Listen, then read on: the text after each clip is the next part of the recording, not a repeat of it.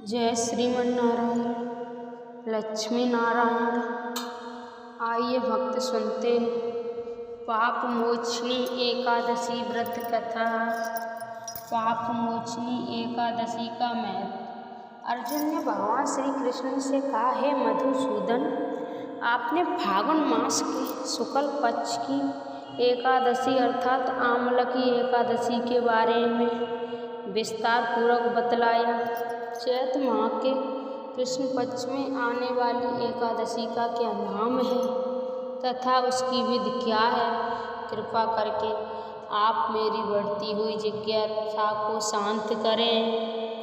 भगवान श्री कृष्ण ने कहा, हे अर्जुन, चैत मास के कृष्ण पक्ष की एकादशी को पाप मोचनी एकादशी के नाम से जाना जाता है।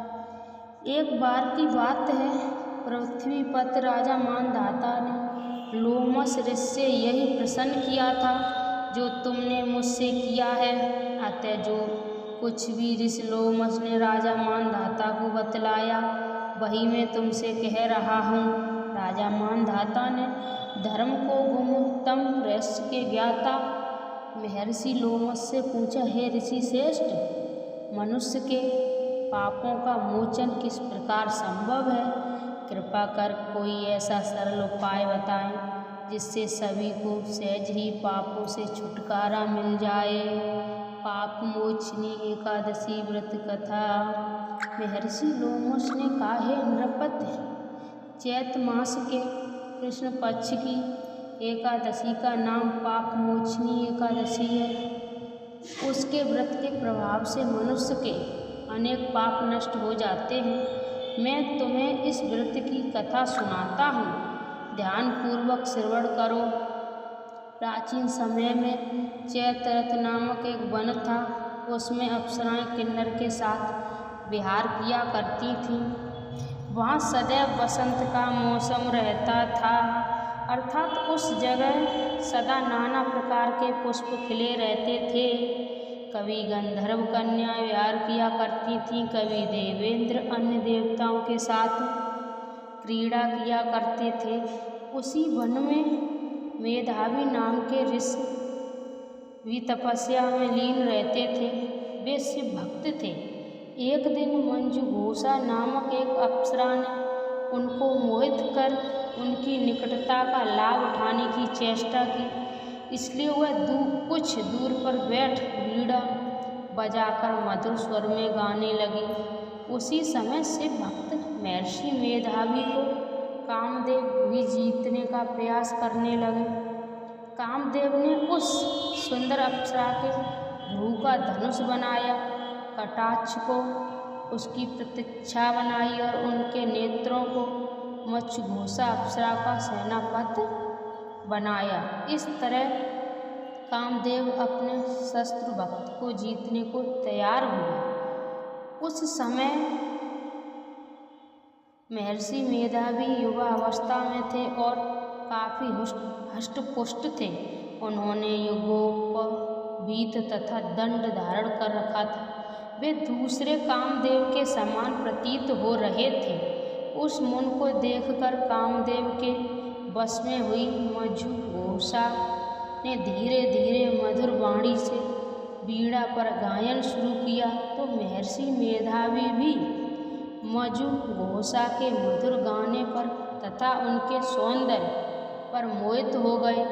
वह अप्सरा मेधावी मुन को कामदेव से पीड़ित जानकर उनसे आलिंगन करने लगे।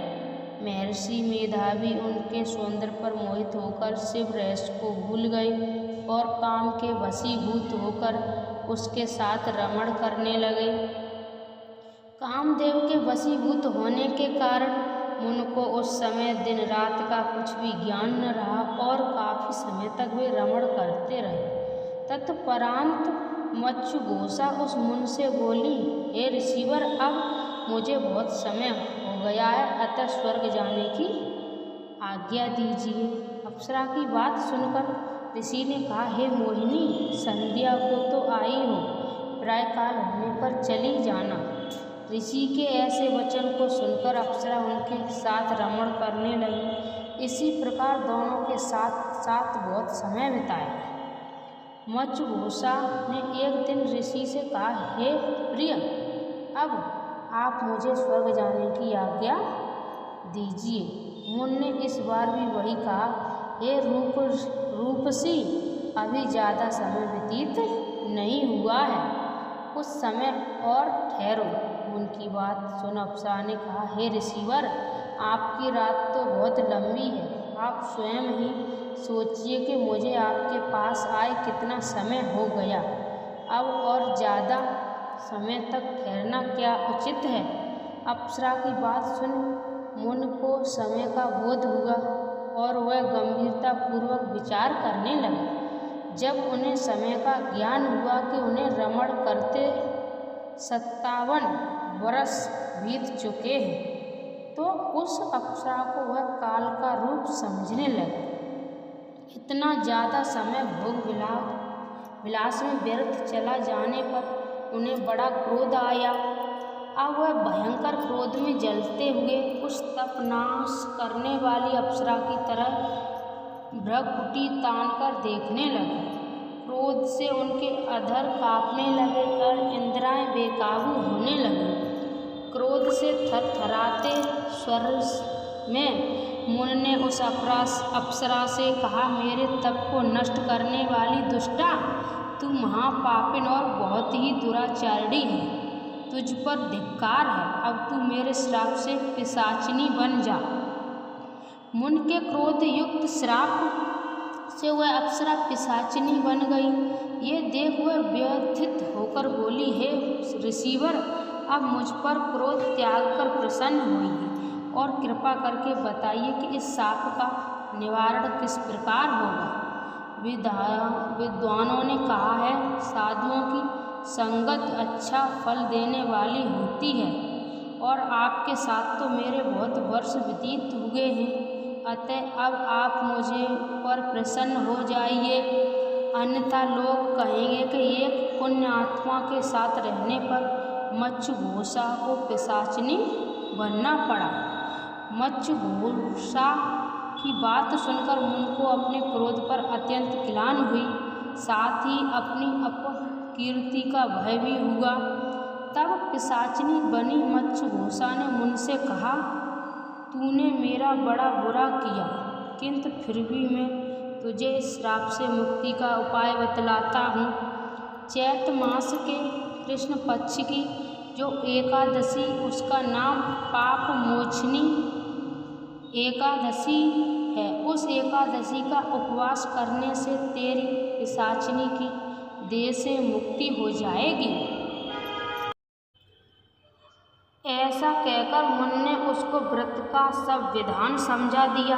फिर अपने पापों का पश्चात करने के लिए वे अपने पिता चमन ऋषि के पास गए। चमन ऋषि ने अपने पुत्र मेधावी को देखकर कहा, हे पुत्र, ऐसा क्या किया है तूने कि तेरे सभी तप नष्ट हो गए, जिससे तुम्हारा समस्त तेज मलिन हो गया। मेधावी मुनि ने लज्जा से अपना सिर झुकाकर कहा, पिताश्री, मैंने एक अप्सरा से रमण करके बहुत बड़ा पाप किया है। इसी पाप के कारण संभव मेरा सारा तेज और मेरे तप नष्ट हो गए। कृपा करके आप इस पाप से छूटने का उपाय बतलाइए। ऋषि ने कहा, हे पुत्र, तुम चैत माह के कृष्ण पक्ष की पाप मोचनी एकादशी का विध तथा भक्ति पूर्वक उपवास करो, इससे तुम्हारे सभी पाप नष्ट हो जाएंगे। अपने पिता चमन ऋषि के वचनों को सुनकर मेधावी मुनि ने पाप मोचनी एकादशी का विधि पूर्वक व्रत किया। उसके प्रभाव से उसके सभी पाप नष्ट हो गए।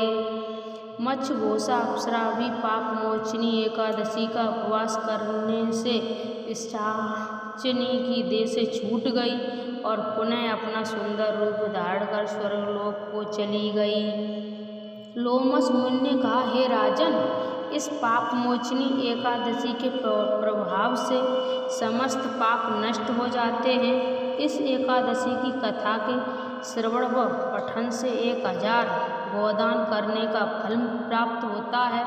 इस उपवास के करने से ब्रह्म हत्या करने वाले, स्वर्ण चुराने वाले, मद्यपान करने वाले, अज्ञान गमन करने वाले आदि भयंकर पाप भी नष्ट हो जाते हैं और अंत में स्वर्गलोक की प्राप्ति होती है।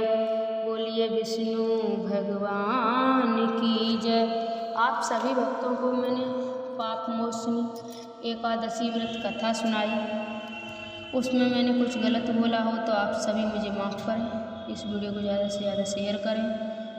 जय जय श्रीमन्नारायण।